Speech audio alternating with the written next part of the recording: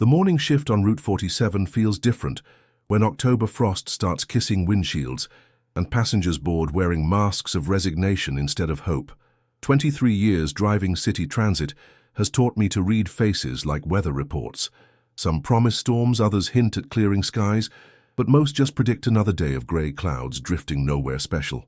Today the grey feels heavier, thicker, like fog rolling off Lake Michigan carrying secrets it picked up from the deep water where nobody asks questions about what sinks and what floats. My name is Marcus, and I've been steering this 40-foot steel cathedral through Chicago's arteries since I was 28, and stupid enough to think driving a bus was temporary work until something better came along. 23 years later, something better never showed up, but something else did. The ability to see humanity at its 3 a.m. worst and 7 a.m. best, to witness the daily resurrection that happens when broken people climb aboard my bus, hoping today might be different from yesterday. Some days I feel like a ferryman carrying souls across rivers they didn't know they needed to cross. Other days, I'm just a guy in a uniform counting transfers and watching the clock tick toward retirement I can't afford to take. The depot smells like diesel fuel and disinfectant, that industrial perfume that clings to everything in public transportation. Coffee burns in styrofoam cups, while drivers swap stories about problem passengers and overtime hours that make families feel like strangers. I've heard every variation of bus driver drama. The drunk who threw up on the handicap seating, the teenager who tried to pay fare with counterfeit 20s, the businessman who had a heart attack in seat 12 and died before we reached the hospital. Each story gets filed away in memories lost and found, accumulating weight like snow on power lines until something makes the whole system collapse. But this morning feels charged with electricity I can't name, anticipation mixed with dread, like the atmosphere before tornadoes touch down. I perform my pre-route inspection with extra care, checking mirrors that will show me faces I haven't met yet, testing doors that will open for stories I haven't heard. The route sheet lists 37 scheduled stops between downtown and Riverside Cemetery, a journey that takes 90 minutes when traffic cooperates and 2 hours when it doesn't. Today, traffic promises no cooperation. Construction on Western Avenue, accident reports on the radio, and Halloween weekend bringing out drivers who treat city streets like obstacle courses designed for their entertainment. I pull out of the depot at 5:47 a.m., headlights cutting through darkness that hasn't decided whether to surrender to dawn or hold its ground for another hour. The first passengers board with the mechanical precision of people who've surrendered their mornings to public transportation. Factory workers headed to shifts that start before the sun remembers its job. Hospital staff carrying exhaustion like second skin. Community college students who study calculus while standing, because sitting down means falling asleep and missing their stop. Normal cargo for a normal morning on a route I could drive blindfolded. Muscle memory guiding 40,000 pounds of metal, and hope through intersections where dreams go to wait for better timing. Stop 7 brings the regulars. Mrs. Patterson with her grocery cart full of returnable bottles that sing sad songs when the bus hits potholes. Jerome, who works security at the medical center and always sits in the same seat reading paperback westerns where good guys win and justice rides a white horse, and the collection of unnamed faces that board with exact change and exit without acknowledgement.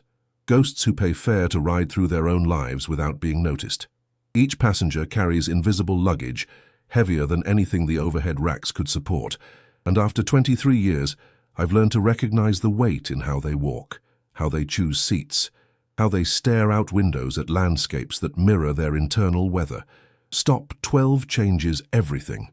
She climbs aboard slowly, each step deliberate as a prayer, using the handrail like it's the only thing keeping her connected to a world that's moved too fast for too long. 87 years old, maybe 90, wearing a navy coat that's seen better decades and a hat that suggests church services and Sunday dinners, when families still gathered around tables instead of screens. Her purse clutches her arm like a lifeline, and when she reaches into it for bus fare, her fingers shake just enough to make counting coins look like performing surgery with mittens on. But her eyes, Jesus, her eyes hold light that makes the morning sun look dim by comparison. Brightness that comes from someplace deeper than optimism, more permanent than hope. She counts out exact change with the precision of someone who's learned to make every penny stretch until it screams, then looks at me with a smile that could power the entire Chicago Transit Authority if we could figure out how to harness it.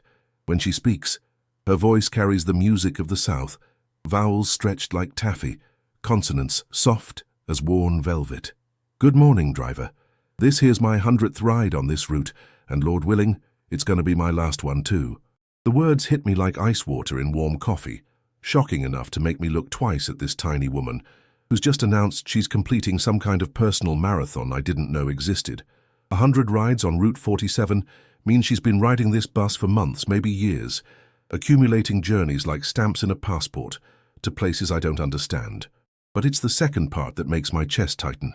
My last one too, delivered with the same casual tone people use to comment on weather or traffic, like she's announcing the end of something as ordinary as a television season, instead of something that sounds final in ways that make my hands grip the steering wheel harder than necessary. Ma'am, I say, finding my voice somewhere between curiosity and concern, you feeling all right? You need me to call someone for you? Because in 23 years of driving bus routes, I've learned that when elderly passengers start talking about last rides, it usually means something medical, something family-related, something that requires intervention from people with more training than a guy whose primary qualification is keeping 40,000 pounds of metal moving in straight lines.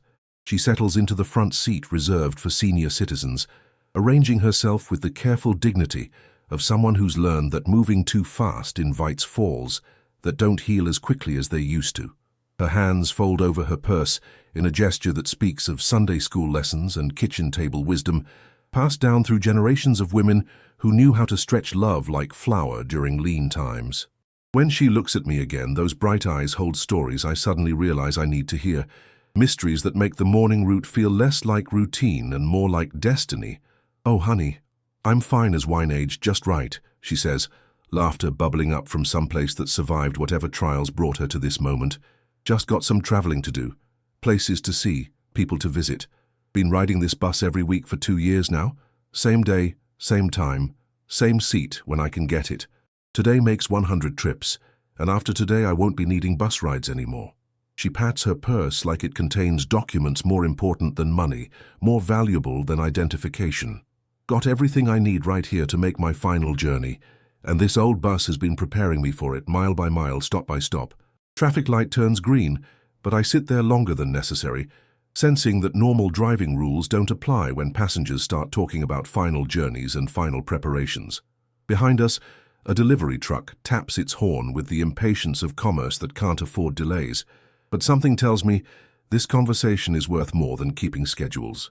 In the rearview mirror, I see other passengers settling into morning routines, newspapers, phones staring out windows, unaware that the woman in the front seat has just announced something that feels significant enough to stop time. Where you headed today, if you don't mind me asking? I ease the bus forward, but my attention splits between traffic and the mystery sitting 6 feet away. This tiny woman who's managed to transform routine public transportation into something that feels like pilgrimage. Somewhere special for your 100th ride? She adjusts her hat with movements that suggest rituals performed countless times, fingers that know their work even when arthritis makes precision difficult. When she smiles, the expression transforms her face into something that belongs in stained glass windows, light filtering through features that have witnessed decades of joy and sorrow, and learned to choose joy whenever possible. Oh, it's special, all right. Most special place in my whole world, matter of fact. Been making this trip every Thursday for 2 years, rain or shine, snow or heat. Today is the last Thursday I'll need to make it, though. After today, I'll be staying right where I belong. The cryptic nature of her answer makes my journalist instincts itch. Back before I drove buses, I wrote for community newspapers, covered city council meetings and high school football games, developed a nose for stories that mattered to people who didn't make headlines. This feels like one of those stories, the kind that reminds you why some human connections transcend casual encounters between strangers. But pushing too hard for details feels wrong, invasive, like demanding someone explain their prayers instead of just witnessing their faith. We continue through morning Chicago, past storefronts that sell hope in lottery tickets and despair in 40-ounce bottles, through neighborhoods where gentrification fights decay in slow motion, while longtime residents watch their communities transform into places they can no longer afford. The woman, I realize I don't even know her name yet, watches everything with attention that suggests she's memorizing details, storing images like photographs in an album she'll want to revisit later. Every familiar landmark seems to register with her, every turn and stop catalogued with the precision of someone who understands that some journeys deserve to be remembered completely. Mrs. Johnson, she says, extending a gloved hand as if we're meeting at a church social instead of on public transportation at 6:15 in the morning. Ruby Johnson, born and raised on the South Side, lived through everything this city could throw at a person, and then some.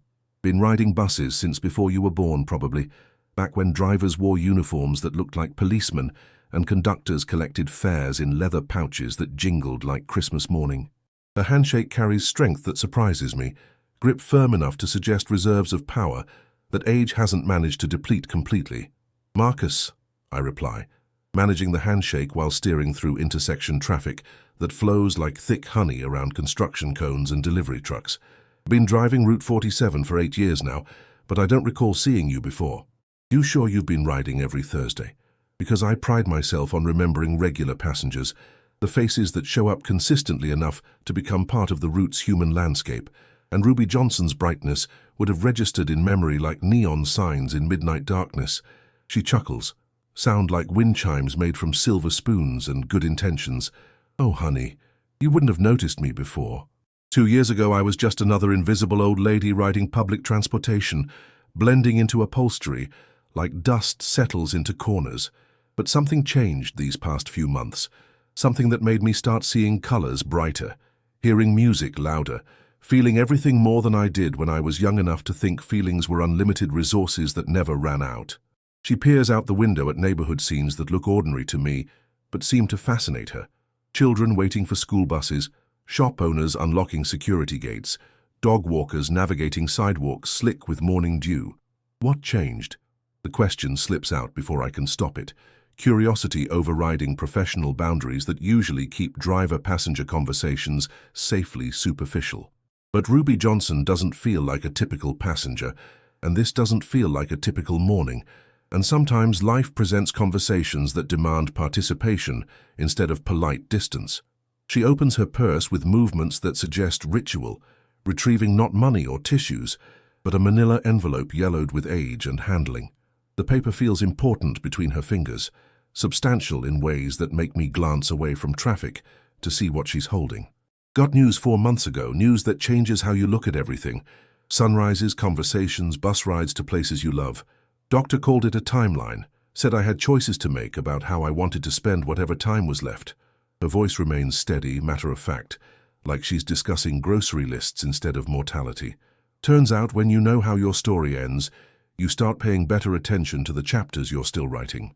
The envelope disappears back into her purse, but its presence continues radiating significance, like heat from a stove that's been turned off but still holds warmth.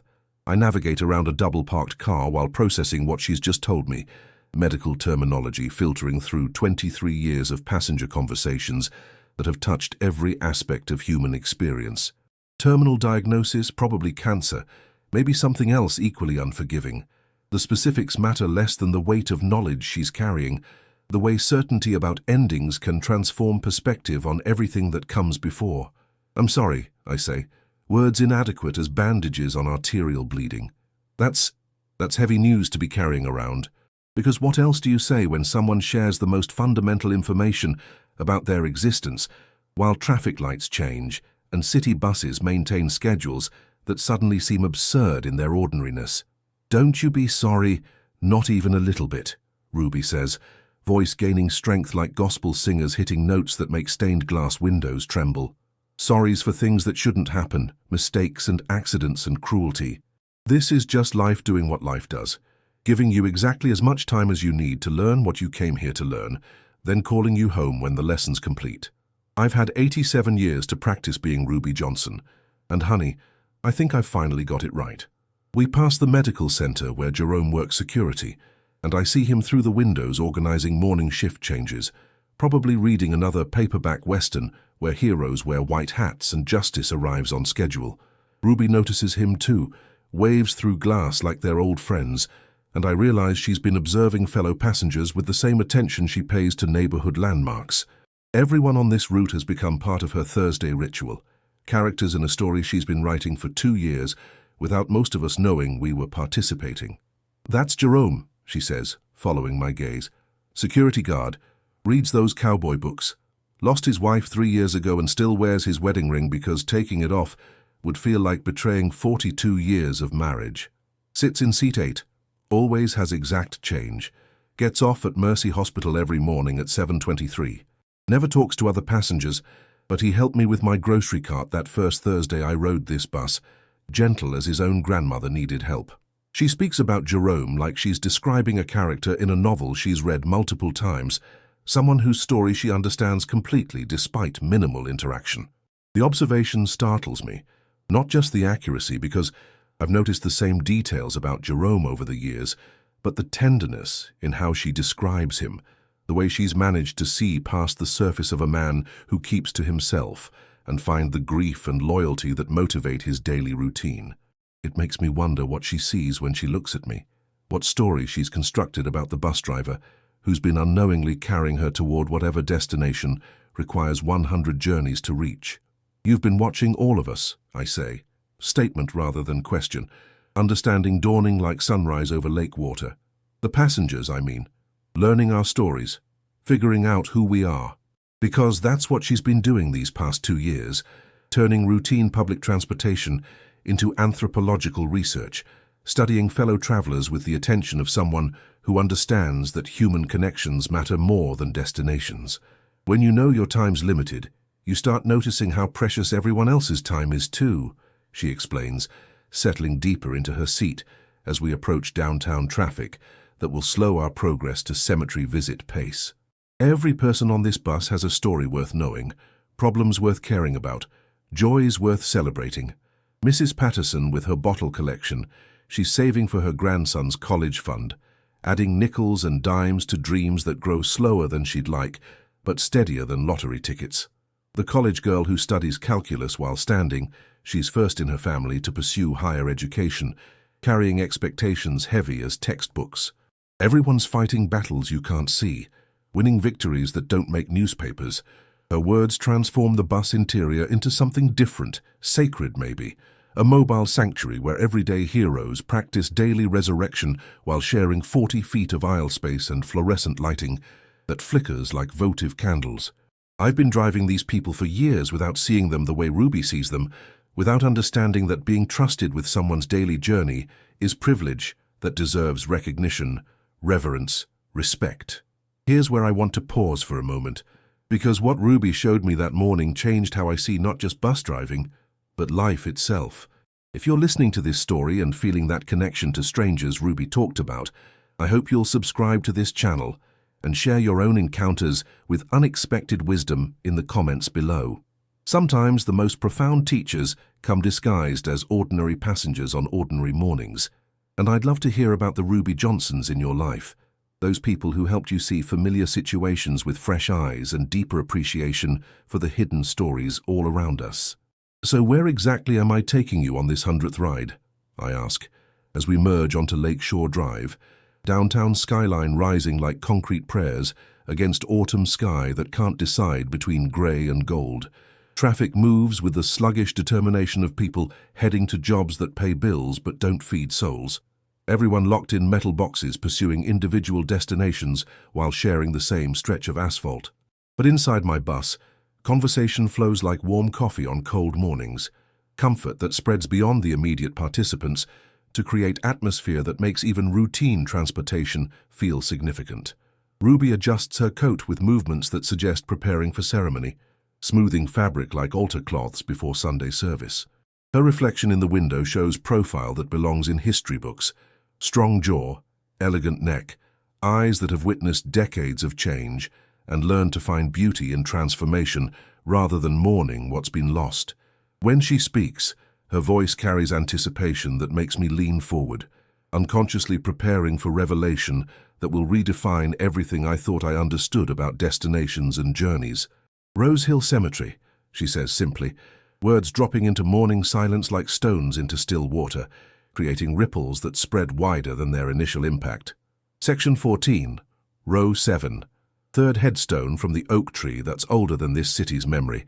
Been visiting every Thursday for 2 years now, talking to someone who's been waiting patiently for me to finish up some business I had in the world of the living.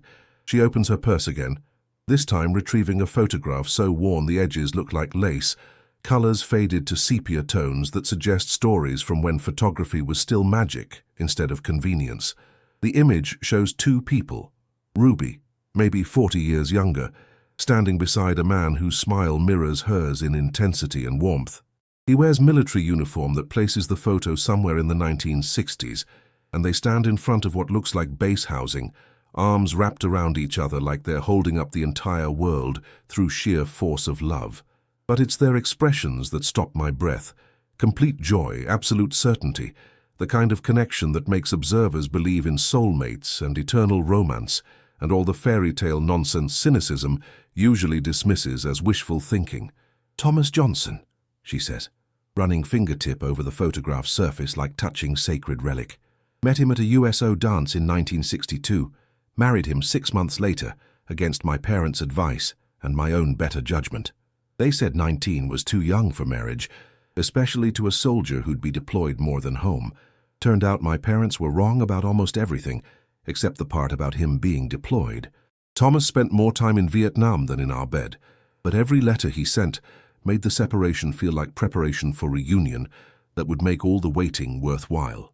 She pauses, tucking the photograph back into her purse, with care usually reserved for handling butterfly wings or newborn skin. Through the bus windows, cemetery grounds appear in the distance, rolling green interrupted by headstones that mark where love stories ended and memories began their eternal watch.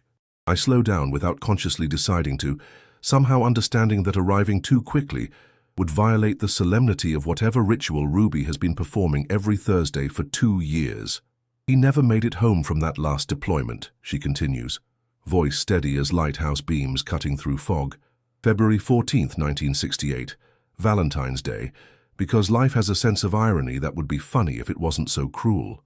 Military chaplain came to the door with news that turned my world inside out, made me understand that being 19 and widowed meant learning to grieve in a language I didn't speak yet." Her hands fold in her lap, fingers interlacing like prayer positions learned in childhood and remembered during crisis.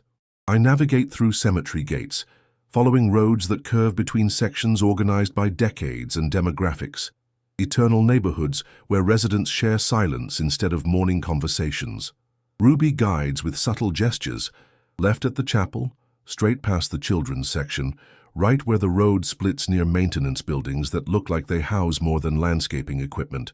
Her familiarity with the layout speaks of countless visits, navigation learned through repetition that transforms unfamiliar terrain into beloved geography. "Took me 55 years to find him," she says, and the statement hangs in air like incense, mysterious and significant.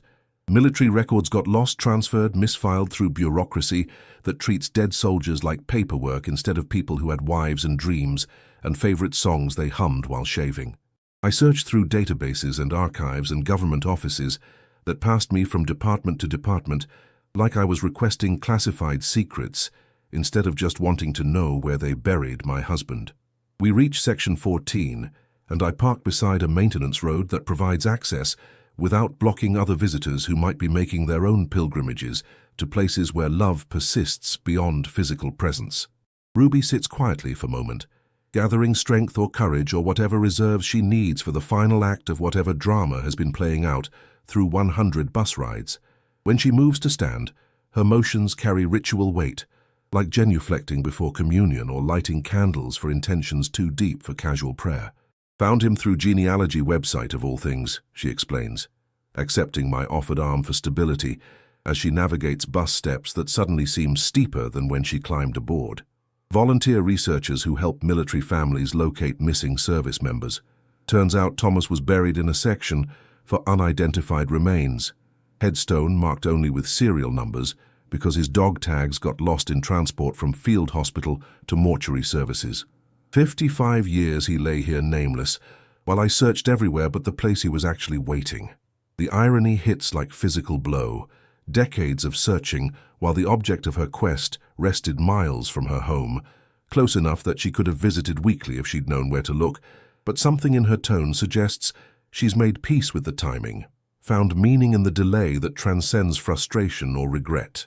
We walk through cemetery grass still damp with morning dew, past headstones that tell abbreviated stories of lives lived and love remembered, toward whatever reunion has been postponed for more than half a century. 2 years ago, when I finally found his grave, I made a promise, Ruby says, paced deliberate as we approach an oak tree that looks like it sprouted from history's deepest roots. Told Thomas I'd visit every Thursday until I finished taking care of the life he didn't get to live with me, completing all the conversations we never had, sharing all the experiences that got interrupted by war and bureaucracy and time that moves too fast when you're young and too slow when you're grieving. Row 7 stretches beneath oak shade, headstones standing attention like soldiers in formation, each marking someone's final deployment from world of breath and heartbeat to realm of memory and love that persists beyond physical presence.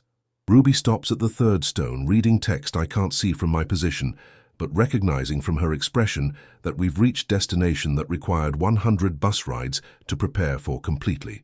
Every Thursday I've told him about my week, our neighborhood, people on the bus who remind me of friends we might have had if he'd lived long enough to make friends in peacetime, described grandchildren he never met, great-grandchildren he'll never hold, family reunions where his absence still creates silence in conversations that mention military service or Valentine's Day, or any of the dozen triggers that remind us love doesn't end when heartbeats stop. She kneels beside the headstone with effort that suggests joints protesting, but will submitting, hands brushing grass and debris away from engraved letters that spell out identity restored after decades of anonymity. I stand back, allowing privacy for communion that feels too sacred for observation, but Ruby gestures for me to come closer, apparently wanting witness for whatever ceremony she's been rehearsing through 99 previous visits. The headstone reads, Thomas Michael Johnson, beloved husband, 1943-1968.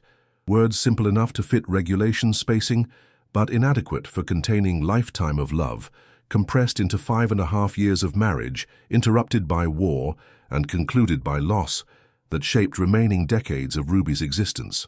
Today's different, she says, reaching into her purse for the manila envelope I'd seen earlier, handling it with reverence usually reserved for handling scripture or signing wills or touching artifacts that bridge gap between past and future. Today I brought something special, something I've been saving for when I was ready to make final promise, complete final commitment. The envelope opens to reveal legal documents, medical papers, arrangements that seem to require signatures and witnesses, and decisions that transform abstract concepts into concrete actions. Thomas, honey, I brought someone to meet you, Ruby says, voice shifting into conversation tone that suggests she spent 2 years perfecting one-sided dialogue that feels natural despite absence of response. This is Marcus, the bus driver, who's been carrying me to see you every Thursday, taking care of me like you would have if you'd been here to do the job yourself.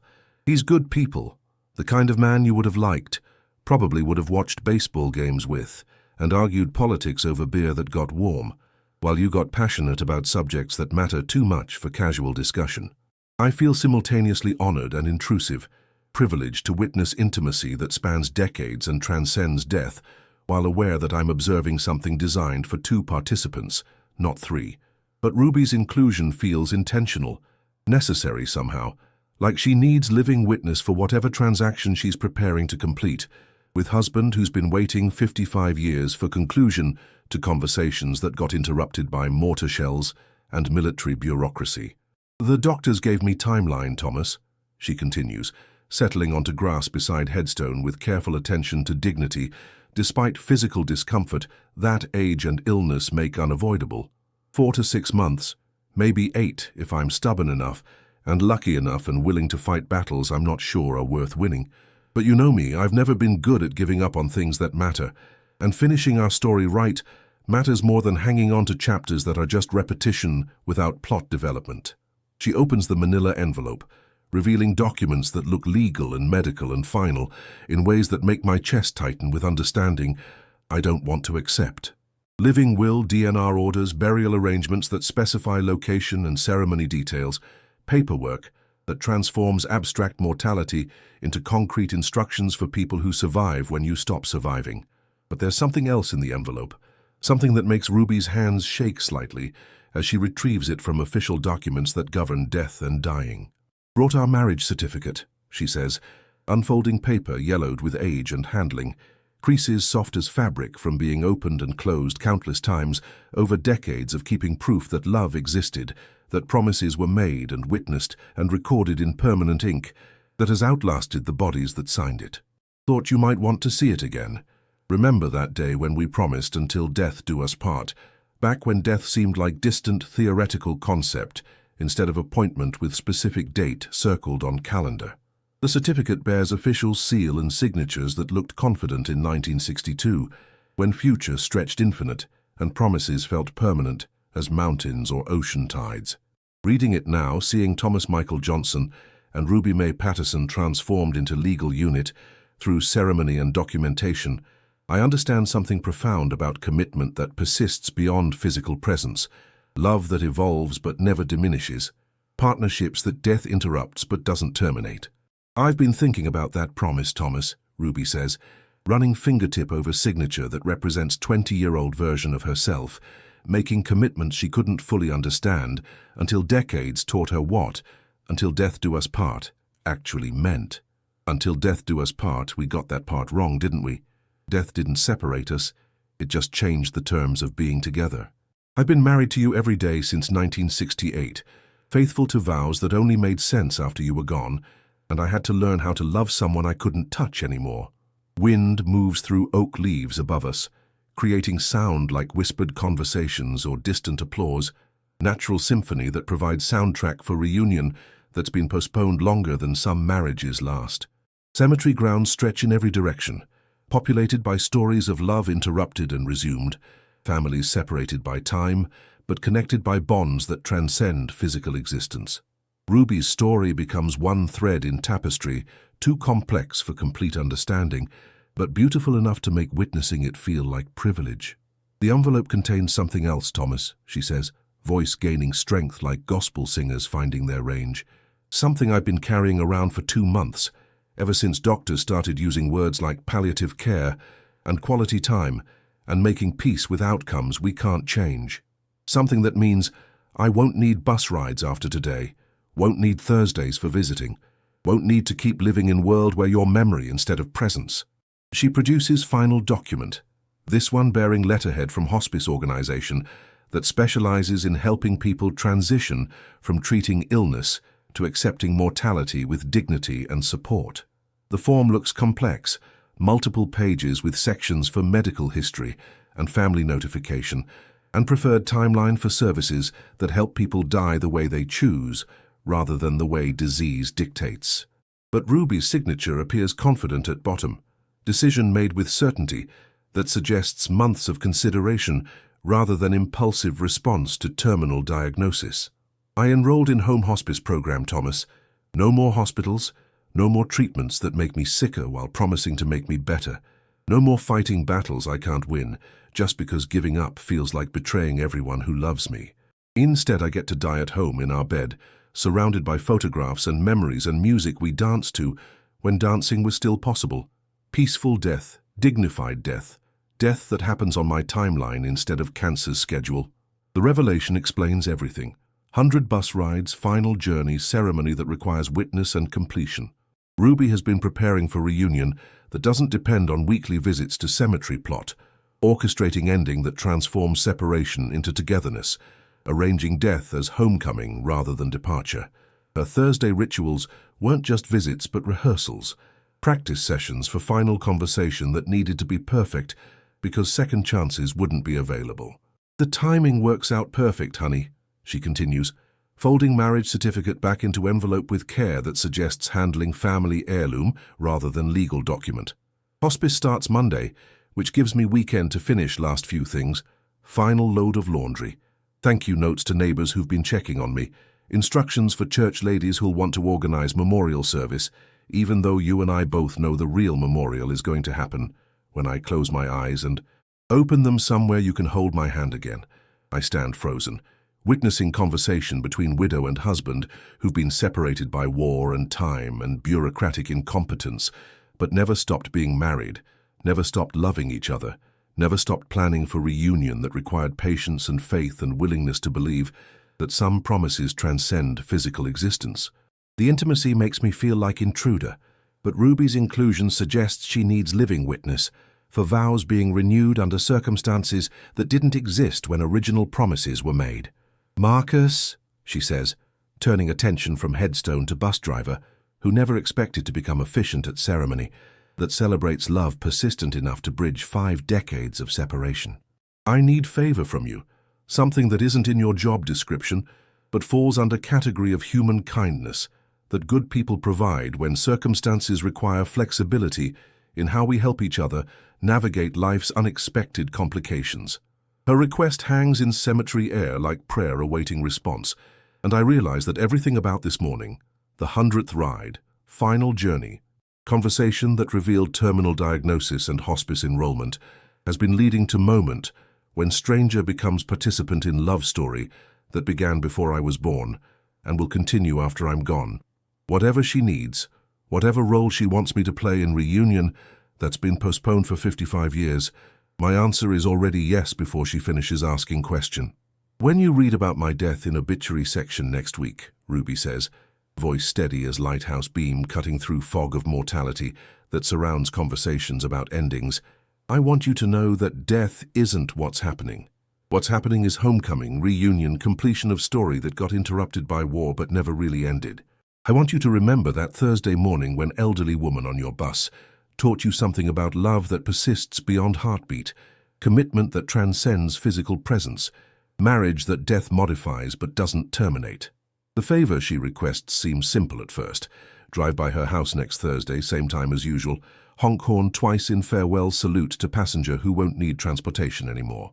But as she explains details, I understand she's asking me to become keeper of memory, guardian of story that deserves witness and preservation, link between love that happened and love that continues in forms too subtle for casual observation, but too important for forgetting.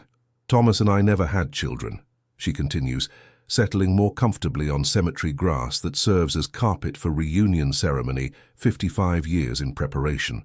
"Never got chance to create family that would carry our story forward, never had grandchildren who'd visit our graves and tell their children about great-grandparents who loved each other enough to wait decades for second chance at being together. When I'm gone, our story dies with me unless someone remembers it happened. Someone tells other people that love like ours exists and persists and proves that promises made with sincere hearts never really expire." The responsibility she's offering feels simultaneously honor and burden, privilege, to carry forward love story that demonstrates commitment's power while obligation to remember details accurately enough to preserve truth instead of romanticizing reality. But looking at marriage certificate dated 1962, seeing photograph of couple whose joy transcends camera's ability to capture it completely, witnessing reunion that required 100 bus rides and terminal diagnosis to orchestrate properly, I understand that some stories choose their own storytellers. I'll remember, I promise, words carrying weight of commitment that will outlast employment with Chicago Transit Authority, outlast Route 47, outlast whatever career changes life brings between now and my own eventual appointment with mortality. I'll tell people about Ruby and Thomas Johnson, about love that waited 55 years for resolution, about marriage that proved until death do us part was just preliminary clause in contract designed to last forever. She reaches into purse one final time, producing envelope addressed to Marcus Thompson, my full name written in careful script that suggests she's researched bus driver who unknowingly became participant in her final chapter. Inside the envelope, $100 bill, more money than bus fare should ever cost, along with note that explains payment covers not just transportation, but witness services, memory keeping, story preservation that extends beyond cemetery visit into whatever future awaits when her story becomes memory instead of lived experience. The extra money isn't tip, she clarifies, watching me examine unexpected payment that transforms routine passenger interaction into contracted services that require completion long after final bus ride ends. It's payment for promise you just made. insurance that our story gets told to people who need reminder that true love exists and persists, and occasionally provides hope for those who've stopped believing in promises that outlast physical presence. Use it however you want, but remember what it represents: proof that love stories sometimes choose their own narrators. We sit in comfortable silence, 3 participants in ceremony that marries past with future, separates with reunion, memory with promise. Oak tree provides shade for communion that bridges decades. Cemetery grass serves as altar for vows renewed under circumstances that didn't exist when original promises were made. Wind carries scent of flowers planted by families who visit regularly, maintaining beauty around graves that mark where love stories ended in body but continue in spirit and memory and influence that ripples outward through generations.